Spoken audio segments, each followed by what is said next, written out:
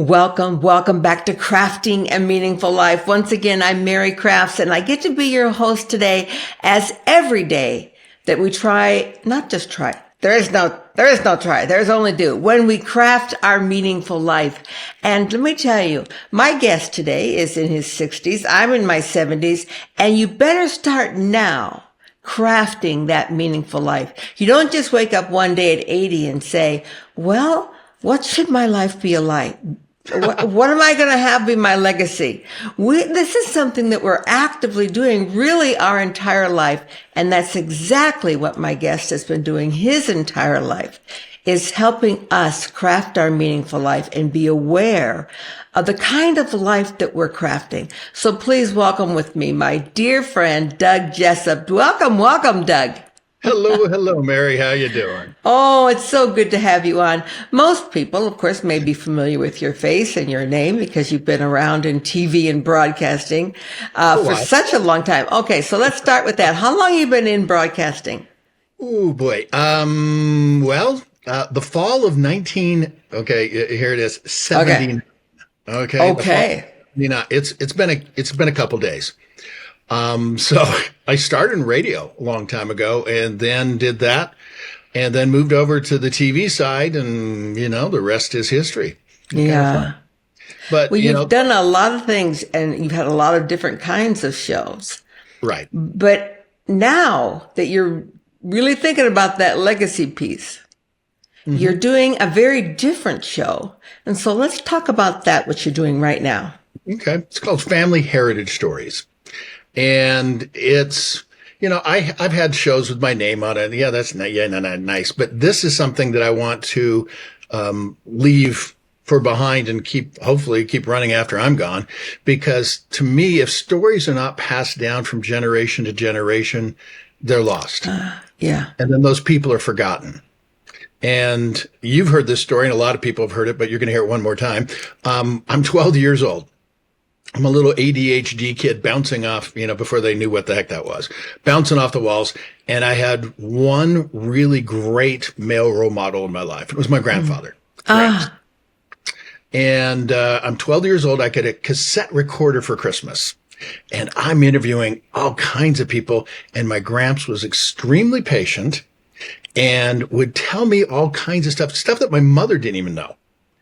And then a couple years later, when I was 19, he passed away. And the last words that my grandfather said on this earth were, "Please remember me." That's what's driven my entire career. It's because, again, I want to make sure that those people are remembered because, it's funny. I originally started as a storyteller. Okay. And I'm going, I'm a young guy. I'm telling stories. Then you get to a point where you go, I've done a lot of stuff, but the people that I'm chatting with, those are the real stories. And that's what's cool, because a lot of people, and it's kind of surprising, but let's put it this way. You and I like to be on TV. My wife reminds me, "Hey, Doug, not everybody wants to be on TV." And I'm like, "Of course they do." But, it's funny. They don't. I can tell you that. A lot of people don't. They don't even want to be on my podcast. They're like, is it video? And they're like, yeah. Like, no, I don't want to do that. Well, and that's the thing, because to me, everyone has a story. And those stories have power, and they help us understand each other. But you do have people who go, So to me, I consider myself a facilitator now. I want to help people tell their stories, even if they don't think they have one. Whoa. You mean you meet people who, some may not want to tell their stories, but most everyone knows they have a story, right? Yeah, but it's a matter of getting it out of them, because it's, for me, like with the interviewing, it's not the first question that is going to reveal. It's almost more like an onion. And this is where I think the news stuff has kind of missed the boat, is because they're trying to get these little sound bites and everything like that. Where the secret that I found is, if you sit down with people and listen to understand instead of listening to respond, you're going to find out you have more in common than you think you do. Now there is a key for life. Right. Yeah. Rather than just listening and waiting until it's your turn to talk. No, no. Is it me? Is it me? But to actually listening to what they're saying. Right. Yeah. Well, the other thing is, it's like when you find out things about, I mean, like even our kids, like, for example, who would know that there was this one lady that, times were tough and, she was on welfare and she was not used to that. She was raised, we don't do that. But, she gets a wagon and she puts her two little kids in a wagon and go around the neighborhood selling cookies. Yeah. Okay. And then she ends up building this empire. It's just like, wow. And oh, by the way, people, it's this lady right here. It's Mary. Okay. That's my story. Yes. Brandon Fugel. I just had him on the show the other day. People think that, his name's all over the place. The guy started, not kidding, digging ditches. Yep. For a phone company and stuff. And, people look at these success stories, and I love to do success stories, but a lot of the time I tease and say these are overnight success stories, 10 years in the making. Yeah. Because at least. Yeah. So why do you think that stories are important? I'm kind of with you, Doug, that stories are how we remember things and remember people. If you put a story to a principle or a concept, first of all, they'll remember it. But next of all, they understand it and they feel it here as opposed to just in the brain. You connect their hearts to a story, whereas just a principle or recounting is just done in the brain and we don't connect with it. We don't feel into it. You've heard me speak before and I'm just like one story right after another because that's how they remember a concept. Right. It hooks their heart.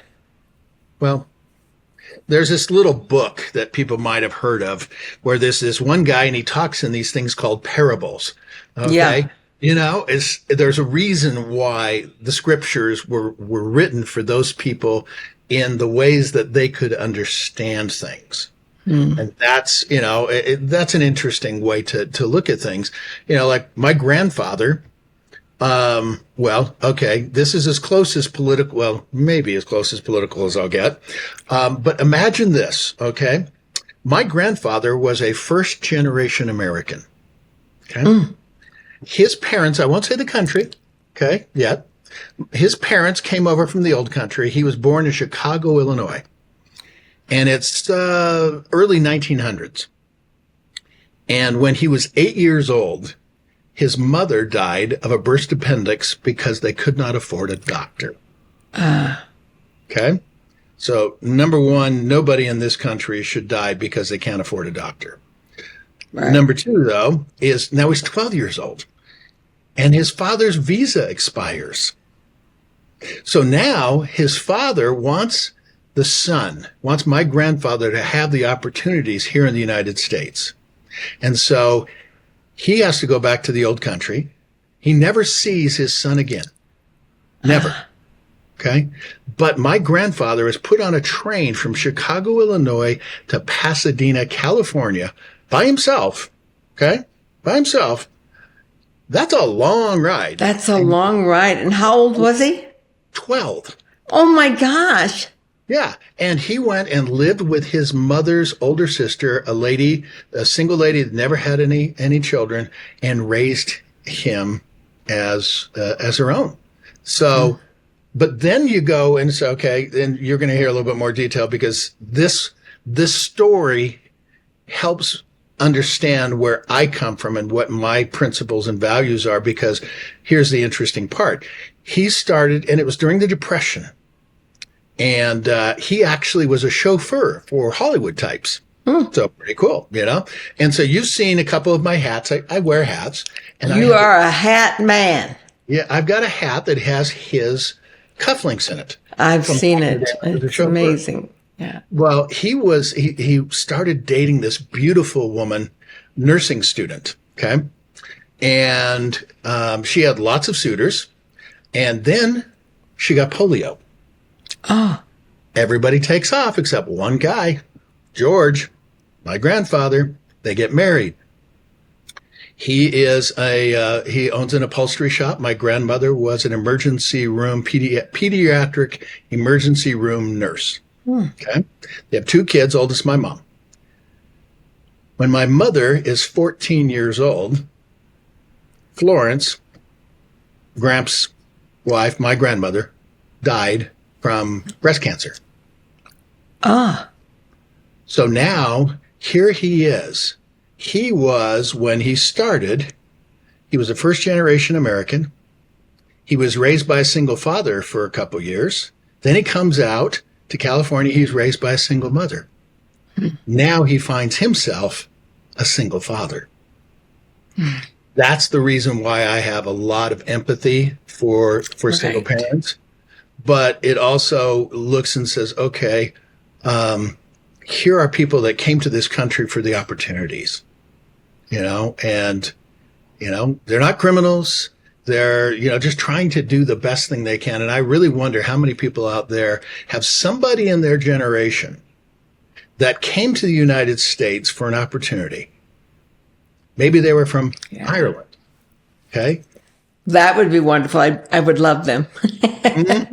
Yeah. And so that's the beauty about this country, is that there's a melting pot where people have come here for greater opportunities. Wow. So, but anyway, that's as political as I'll get, and you can read between the lines. But it also explains where I come from and going, okay, because I tease about this. I've done thousands of stories in my career. Yeah, And for sure. An FBI profiler would not have a hard time figuring me out, because I'm a blessed guy. I'm the only guy that I know in the business that has gotten to pick and choose every single one of my own stories. And so That is unusual. Oh, yeah. So when you look at that, you go, okay, what kind of stories does this guy do? I do a lot of stories about mental health. I do a lot of stories about single parents. I do a lot of stories about autism. I have a lot of stories about child abuse prevention. And I have a lot of stories about success. Yeah. And that's because I've lived through every single one of those things. And the reason why people like to watch your podcast is because you can look at things, and everybody's got troubles, but nobody wants to feel alone. Right. They go, okay, here's somebody. Oh, that podcast that Mary did, that was meant for me. I really need to hear that message. I get that all the time. Yeah. And the whole thing is hope. One word. Yeah. Hope. That's what you're trying to do. Yeah. And I appreciate you having me on the show to do that. Well, I'm honored to have you, Doug. And you and I also, of course, have connections with South Valley Services. I think you're on their board. Yes. I'm not on the board right now, but I do help. Yes. Yeah. And I did a story on them as well. Yes. They had me speak at one of their events, and you were there. And so we have an affinity. In that case, it was for domestic violence. That's what South Valley supports and provides resources for. But there is this sense about you, Doug, in everything you do, that you care about people, and you want to tell their stories, and you want them to be remembered, like your dad said, like your grandfather said, don't forget me. Yeah. And that you have an affinity for people who have gone through struggle, deep struggle, and found their way out. And I sense that that's because it's the path that you took. Yeah. I mean, let's get real. I mean, peeling the onion, as you will, the domestic violence stuff. I love my mother, but she has not had the best track record in men. And bluntly, my birth father was in prison when I was born. And he was an alcoholic, and, put me in the hospital when I was 3 years old. And my mother put him on a bus and said, that's it, done. Okay. I thought he was dead about 15, 20 years ago. I actually found him. It was rather miraculous. And it was interesting because the first thing he did, he'd been clean and sober for many decades. First thing he did was to apologize to me. That meant the world. Yeah. And so how many people get to meet after that? I mean, it was like 50 plus years, Yeah. and you're just going, wow. And then he passed. But it was interesting to be able to make peace, because I admit I carried some baggage there. Oh, I'm sure. And then my stepfather was an extremely abusive person. And so I just kind of wish that, and let's get real. I mean, you know exactly what I'm talking about. Domestic violence in the 60s was not talked about. No. And there were really no options. Yeah. For women. I mean, when people say, or in the 70s in the 80s, we began to talk about it in the 90s, and now we're shining a light in this millennium because it's no longer something that's men have the right because they're the greater sex. Well, we just don't believe that anymore. Well, I mean, the thing that I look at is when people say, "Oh, just leave him." Yeah, right. How are you supposed to do that? Yeah. And it was interesting. I interviewed a group in conjunction with the South Valley guys. Was a group called Rough Haven, and these guys actually take in pets in those kinds of, and I hadn't realized it. There was a piece of legislation that basically made it so that pets can actually be included in protective orders. And that's a new thing. It's like, whoa. I did not know that, Doug. Yeah.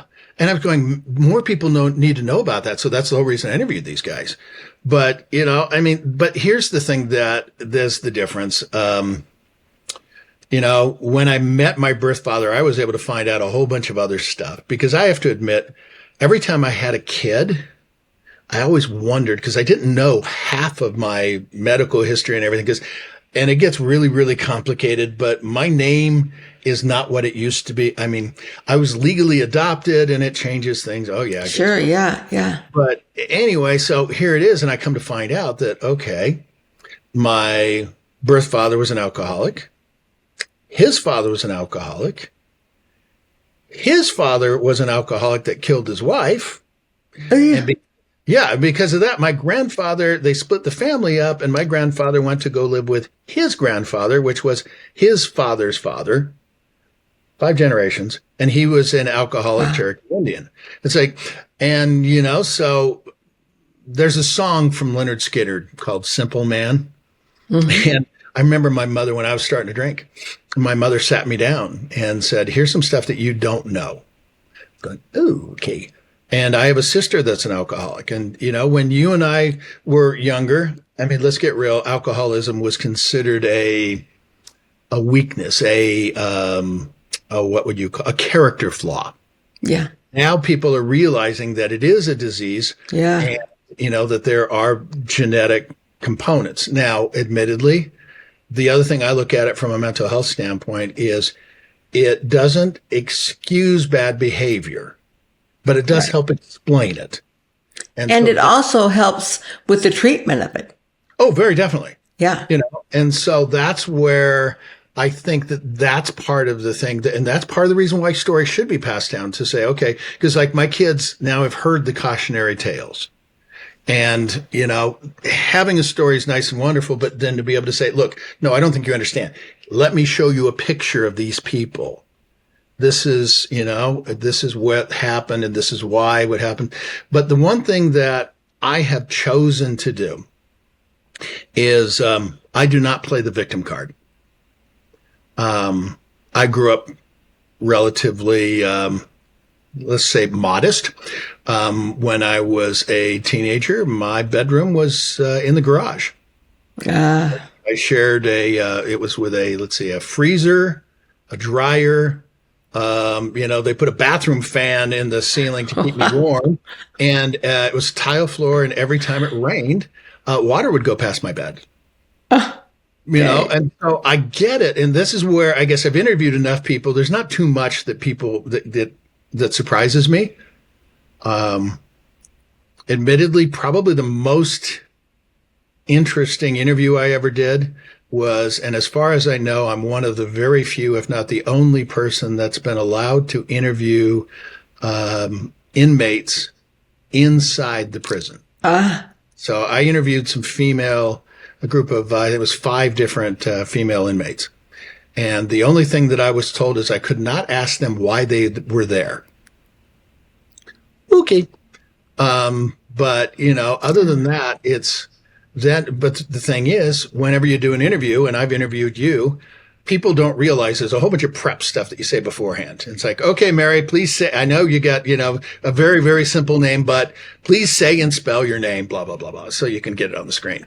Well, I did the mistake of checking out what these people had done because it's a public record. Oh, sure. But yeah. But the reality is none of us are perfect. We're all trying to do the best we can in this crazy world.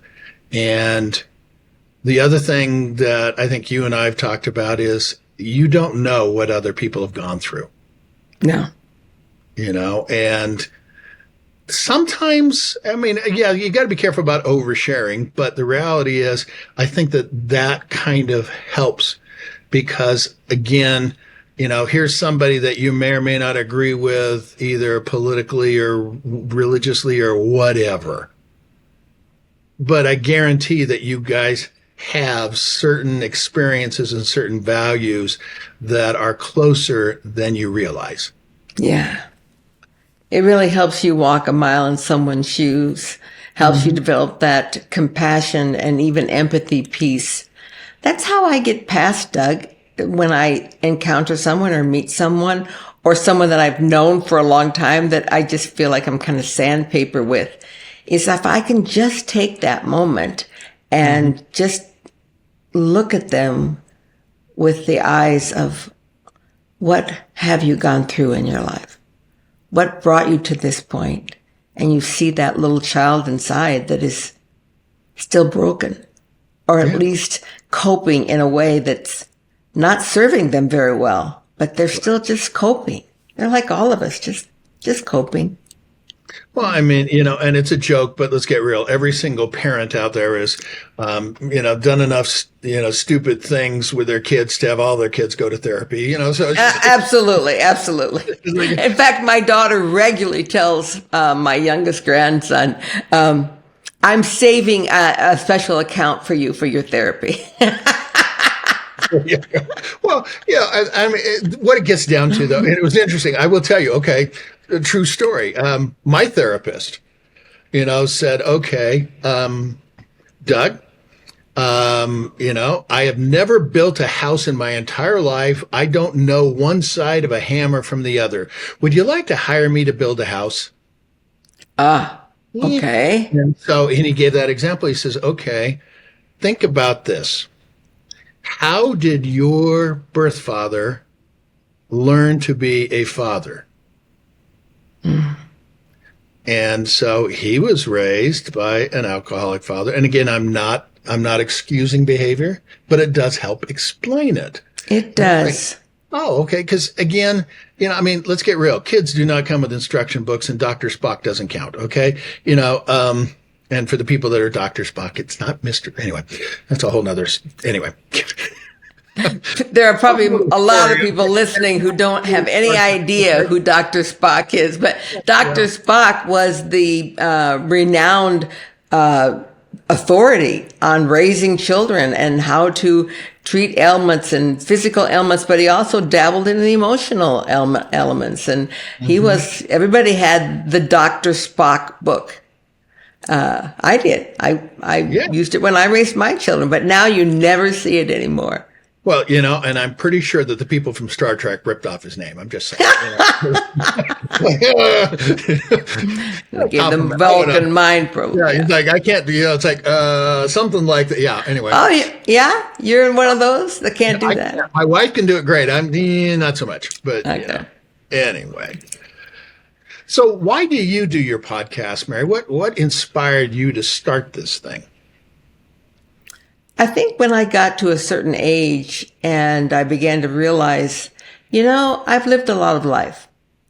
And the reason that I am where I am and that I am sane to some extent and that I have been successful and that I am peaceful and I'm loving and I try to be a person of integrity. No, let me rephrase that. I am a woman of integrity. There is no try. And it's because I've learned these things along the ways. From all these things that happened to me, I gleaned lessons. And now if I can share those lessons and allow others to share the lessons that they have learned, we can begin to move the needle for some people a little faster. I waited until I was 50 to begin to move my needle. And maybe now through my podcast, I can help someone move their needle at 30 or at 40 or begin to move it at 70, and see that it is possible to heal. It is possible. Well, there's knowledge. That's one thing. Okay. That's, if you would put it, book smarts. Okay. But to me, I think that the crux of what you and I both love to do is, and it's not to boast or anything, but the reality is with age comes hopefully, wisdom. A little wisdom. Taking that knowledge and saying, okay, what do you do with that knowledge and what can you do to help make the world better? Because that's the big thing. I think we all, at least for me, I can say my biggest thing is I want to be able to help make a difference. Yeah, absolutely. And sometimes it's just making sure that people are seen, heard, because a lot of the time I get to, for the most part, choose, all the people that I interview and everything. And it's intriguing because of those diversity things.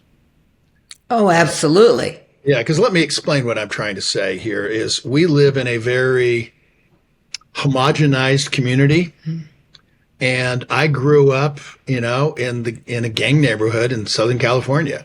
And so sometimes I will interview people that people are not used to seeing around here to try to give us different experiences. And then the other thing that I've done now is I go on cruises and I ask people all around the world questions and interview them.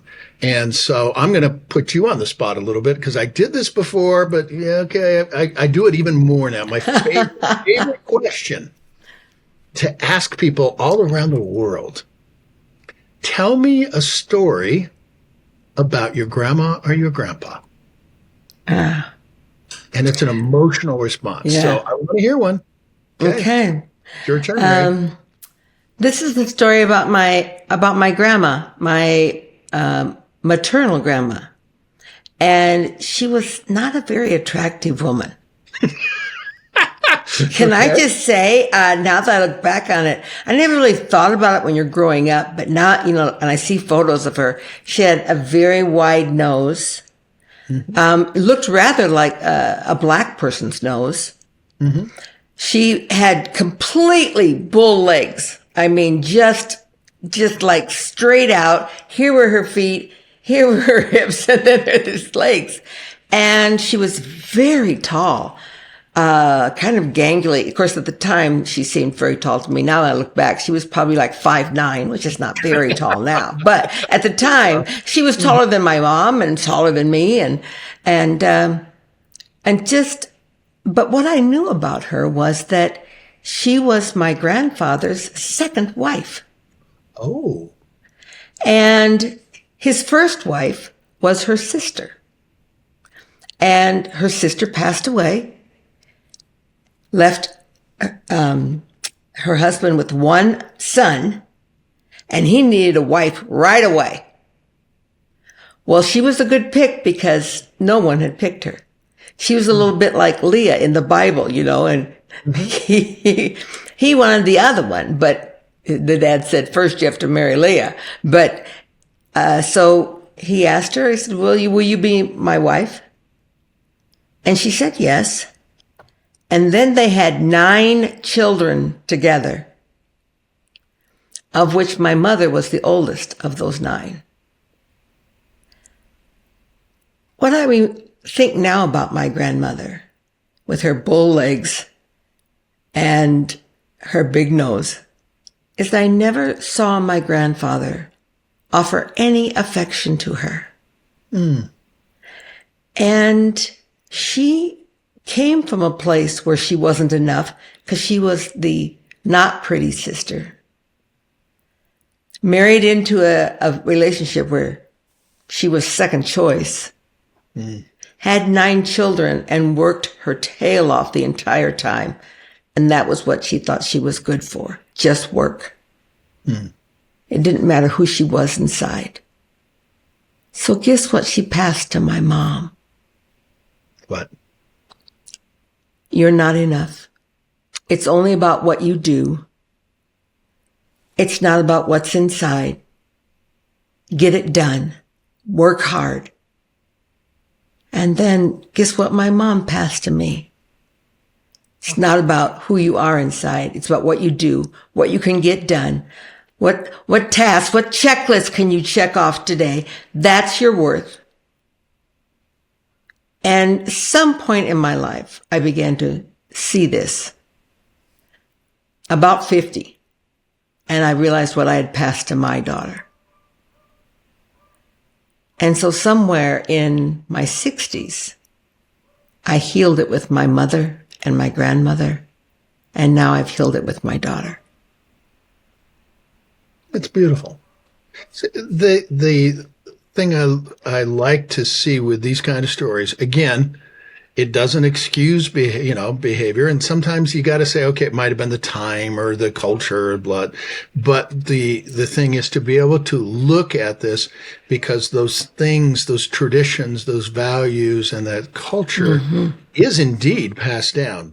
Absolutely. Good, bad, and ugly. It's kind of like, sometimes I tease a little bit, sometimes our roots are a little tangled and a little gnarled. Oh, yeah. But at the same time, I don't know. I want to get your take on this because, you've got on one hand, you could have, what you and I both had. It's like you have experiences, you have trials, you have tribulations, or you have it nice and easy. Of course, nobody does. But, the reality is, what would you rather have? Because I remember asking Brandon Fugel a question. He says, okay, Brandon, you're an extremely successful guy. You've done all kinds of great things. If you could go back in time and change one thing, what would it be? And you know what his answer was? Nothing. Nothing. He says, everything I've done has made me who I am. Absolutely. And that's where I think that you can get, and that's why I don't play the victim card. It's just like, you can get into stuff, and yes, shit's happened. Okay. Excuse me, beep. But, the reality. We can say that word here. We can't say the other one, but we can say. Oh, okay. Yeah, I'm sorry. But, the reality is that it makes us who we are. I mean, I have a family motto, and it's literally tattooed on my leg. Life is never boring. Life is never boring. And I'm working on a book, eventually, but yeah, whatever. But the thing that it is, again, it's those experiences. I used to be kind of a control freak because I didn't have. What? When I was a kid, I didn't have any control. Okay. And so I'm going, okay, I want to try to control as much. And I've let that go, because here is the thing that I look at. The older I get, let's put it this way. Okay, remember when you were a teenager or you had teenagers and they got everything figured out. Oh, okay? yeah. In their 20s, they got everything figured out, and they're more than willing to share it with you. Okay.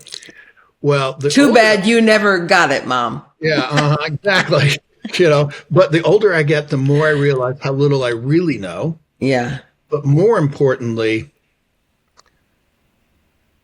we really don't have a heck of a lot of control over what happens to us. I mean, and I don't mean to sound depressing and everything, but you don't really have a huge amount of control over what happens because other people doing things in the world. But the thing that you have 100% control of, 100%, is how you react to the things that happened. Absolutely. That's the difference. You must be a Viktor Frankl fan, as I am. I mean, well, and I'm not as good at it as, I'm better at it now than I was as a kid. I mean, no doubt. And I admit there was a time in my life where I was just mad at God. It's like, hey, I'm trying to do everything I can and I got all this crap happening at home and blah, blah, blah, but then you just get to the point where it's just like, you have to make peace with that. And there are certain people in the world that I just choose not to, hang around with. And that's fine. Yeah. But, the other thing is that, you need to also give people a little bit more, what's the word? Wiggle room? Grace. Yeah, I like that.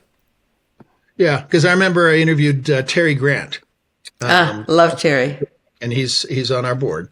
Yeah. And, he had an experience where he and his sweetheart were driving down to their cabin in southern Utah. And they were in a truck and the tire exploded. And the truck turned over at least 3 times, Yeah. And Terry was in pretty bad shape, but his wife, oh boy. I remember this. She was basically, it turned into a vegetable. Yeah. And he adjusted his life so that he could stay home. Yeah. They redid the house, the whole shebang, and she hadn't passed at the time when I did this first interview. And she eventually did. Yeah. But I remember him saying, I learned compassion through that because, there was somebody that came into a meeting late and he said, normally I would have just, ripped their head off. But he says, no, wait a second, for all I know, this is a single mom that, the kid's sick and had to, whatever. That's the things we just don't know. And so we don't. His attitude is, we're all just trying to do the best we can and try to give people, the benefit of the doubt. Absolutely. So. It's a concept, Doug, this concept of grace that I try, there is no try, that I live every day and do my very best at it. I'm not always perfect, but I do my best. And that is that giving grace to others, to have this space where they have had these different trials and had, were born and raised different than I was. And then maybe this, or you never know. And I give them grace to be less than perfect. But it's difficult to give that to anyone else until you've given it to yourself. Good point. I need to give myself grace for being less than perfect and myself grace for sometimes messing up. Yeah. Well, I admit, I was about, let's call it 30, before I realized, or I don't know if realized is the right word, but let's get real. Okay. Again, I am, for the people that know me, this is like no surprise. I got this little thing called ADHD, and I'm bound. I didn't know. Oh yeah. It's like, and I realize I have a strong personality and I can come on a little strong. And it took me till I was 30 years old till I realized, you know what? Not everybody's going to like me, but that's okay. That's okay. I'm going to stop trying to please other people. I mean, the sweetest thing is my great aunt. So my grandmother, who passed when she was 40 something years old, her younger sister was our, the great Aunt Millie. And she was basically a grandmother figure for me. And I remember, I was, I'd been married for not a heck of a lot of time, and took my wife and we went and visited with them. And she was 80 something years old. And I remember her, and yes, I'm going to quote this one. Okay. I remember her coming up and saying, Doug, I've gotten to the point in my life where I just really don't give a damn what anybody thinks. And I'm going, good on you, Aunt Millie. And so, I mean, yeah, we all have to get to that point, Doug. That's suddenly when you realize what freedom is in this life, is when you don't care or you can let it go. Let it go. That's the big, and maybe that's the better way to put it, because I think we still need to have manners. To me, I worry about how contentious things are in politics and such right now. Oh, really? Yeah. On the flip side, this is the one thing I do tell a lot of the younger people, and it's kind of intriguing and this is a horrible example, but it's just the best one I could come up with. Okay, so there are a lot of schools. Okay, there are probably 1,000 schools in Utah. Okay, so just for giggles, let's say there's 50 states. Last time I checked. Okay, so I was raised in California, so math is not my major, but that's a lot of schools. Okay? That's a lot of schools. So 50,000 plus, probably.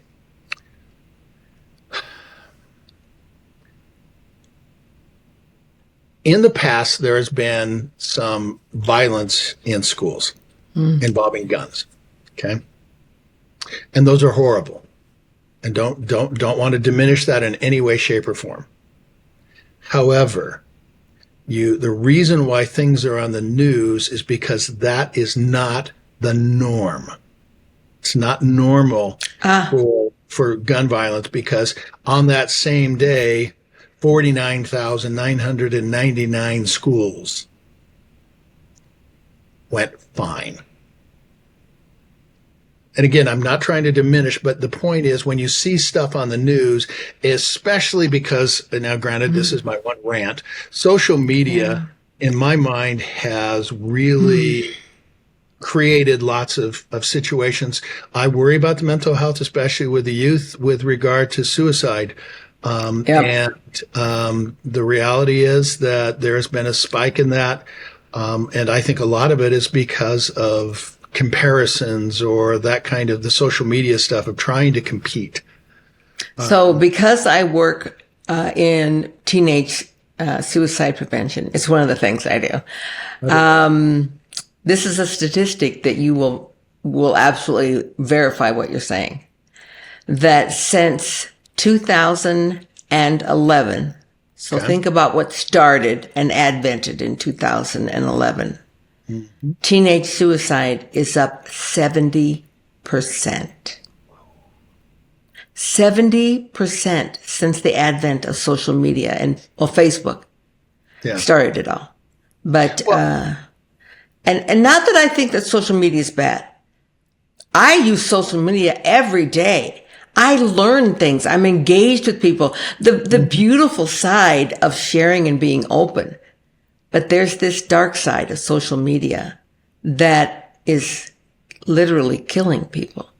Well, and again, it's the yin and yang. Okay, here's something that is good, and it can be used for good. There's no doubt about that. I mean, it's incredible. I think that our grandparents would be just amazed with regard to the internet and to the knowledge. Oh, they Like, it's funny because I have a fun time interviewing people that when they're over 100 years old and say, okay, tell me the things that have happened in your life.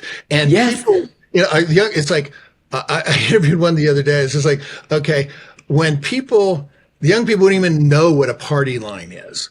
Okay. Oh, right. I do. I had one. It's just like, or that they literally had an outhouse. It's like, or it's like, I didn't ever have an outhouse, but I did have a party line.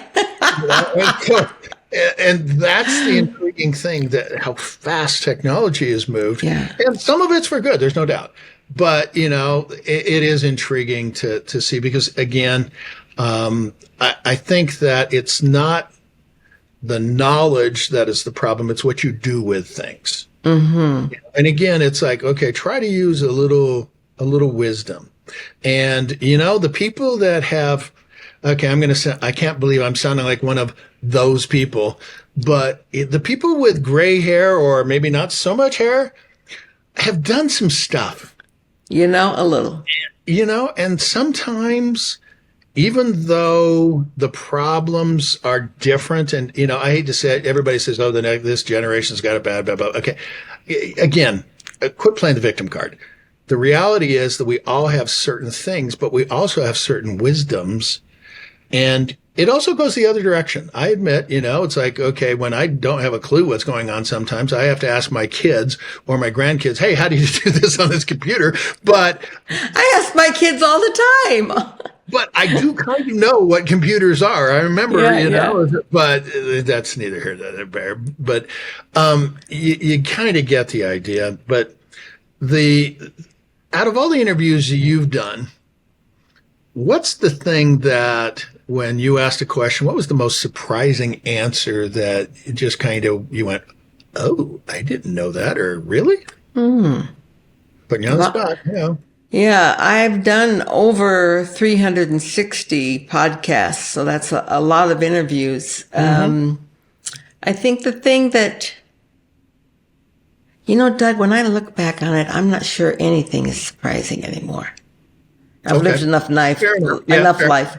But what does surprise me is the universality of people, how much we are alike. People think we are so different. What I'm always surprised with is how much we are alike. Oh, yeah. And that every single person I interview at some point in their life has been of the victim mentality, poor me. Every single one of them at some point have felt that they weren't enough. Yeah.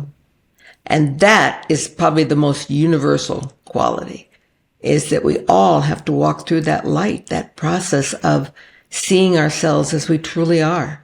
Our worth has never changed one iota from the day we were born until now. Nothing we will ever do in the future is going to change our worth. It's set. It's beautiful. It's given. And yet we all walk the path of being not enough. And I wonder, to me, again, it kind of comes back down to, my Aunt Millie. It's like, why do people give the power to other people to tell me what I'm worth? No. Doug doesn't play that game anymore. I'm so glad. It's just like, Mary is an incredible woman. She's done all these great, wonderful things. But you know what? That doesn't matter. The person that is, looking in the camera here is, she's good enough because she knows she's good enough. You don't need me to tell you. Right. And, nor do you need to listen to those people say, oh, can you believe what that person wore? Blah, blah. I mean, that's the thing on television. I look at a lot of the gals that I've worked with over the years, and bluntly, men and women in the broadcast business are treated differently by the public. If you admit it or not. Yeah, because Nisha has helped, with my show a fair amount, and she and I have had some pretty deep conversations. And some of the negative comments that people will get, because let's get real.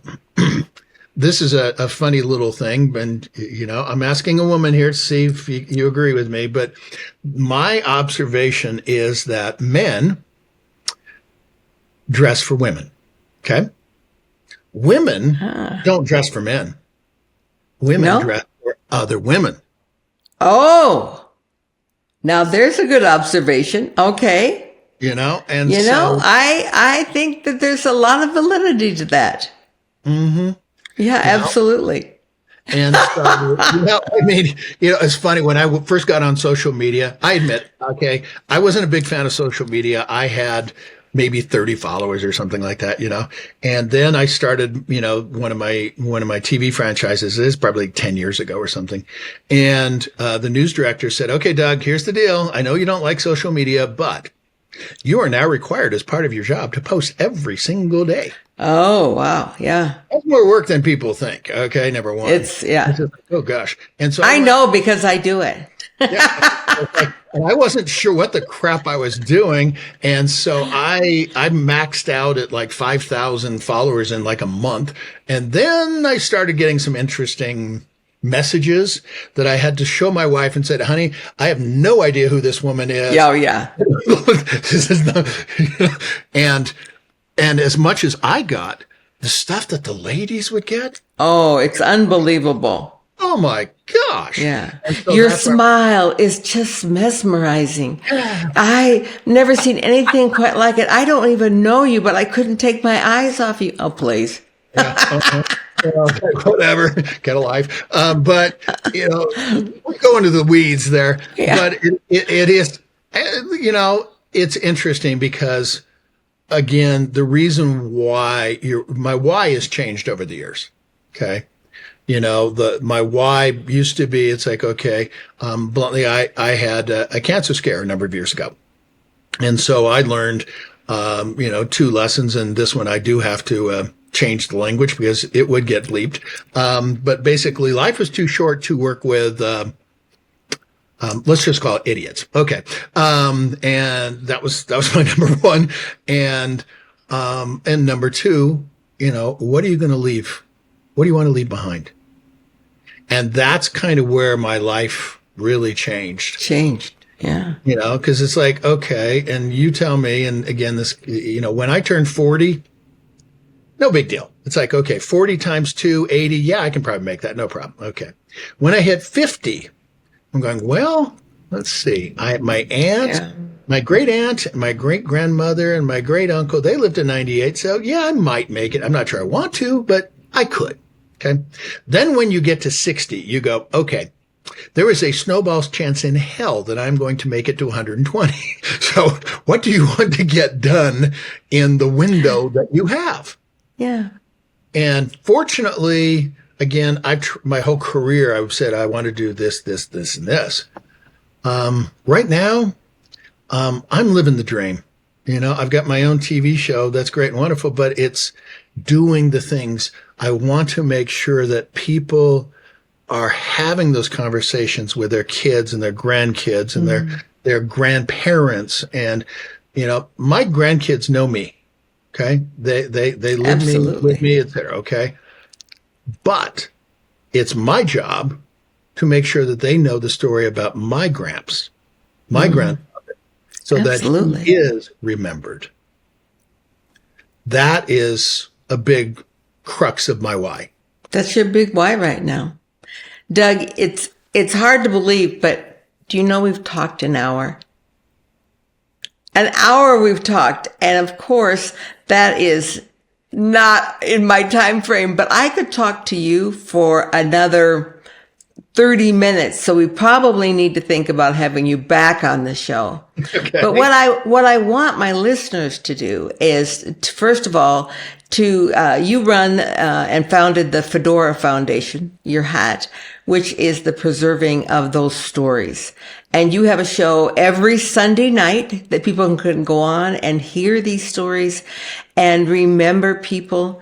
It's your goal in life to make sure that people are remembered, and not just for nothing, but for remembered for the things that mattered to them. And you're recording those stories. You're getting them down. It's not only just sharing your story. Your vision now is sharing everyone's story. Yeah. I love that. Well, the mission statement or mantra or whatever you want to call it. It's your mission statement, and I love it. It's really simple. Helping heroes and heritage be remembered through stories. Yeah. That's simple.